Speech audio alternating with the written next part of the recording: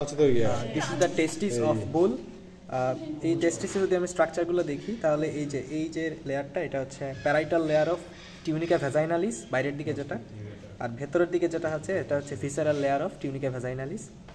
এবং আমি যদি একটু ভেতরে যাই, এই দিকে যাই, তাহলে এটা হচ্ছে আমার এপিডিডাইমিস, এই যে এই স্ট্রাকচারটা, এবং এটা হচ্ছে আমার head, epididymis of head of epididymis, then body of epididymis, then tail of epididymis.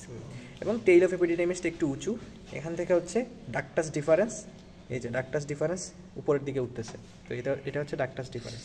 এবং এই যে পার্টটা এটা হচ্ছে স্পারমাটিক কর্ড, এবং এই স্পারমাটিক কর্ডের 7টা স্ট্রাকচার আছে। এখানে হচ্ছে ক্রিমেস্টার মাসল থাকবে, আর্টারি, ভেইন এগুলো থাকবে। তো এটা হচ্ছে স্পারমাটিক কর্ড, যদি এইভাবে এখানে বেঁধে দেওয়া হয় তাহলে স্পারমাটিক কর্ড, আর এটা হচ্ছে পুরো testis of bull. This is the testis of horse, এবং এই টেস্টিসেও আমরা অক্সের মতোই ডিফারেন্সিয়েট পয়েন্ট পাবো।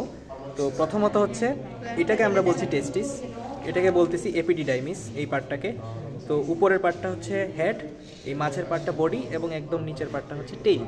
এবং টেইল থেকে অ্যাজ বিফোর এখান থেকে হচ্ছে আমার ডাকটাস ডিফারেন্স বের হবে, এই যে দিস ইজ দ্য ডাকটাস ডিফারেন্স। আর এই যে এটা হচ্ছে parietal layer of tunica vaginalis, visceral layer of tunica vaginalis, এবং এই যে এই পার্টটা এটা হচ্ছে স্পারমাটিক কর্ড।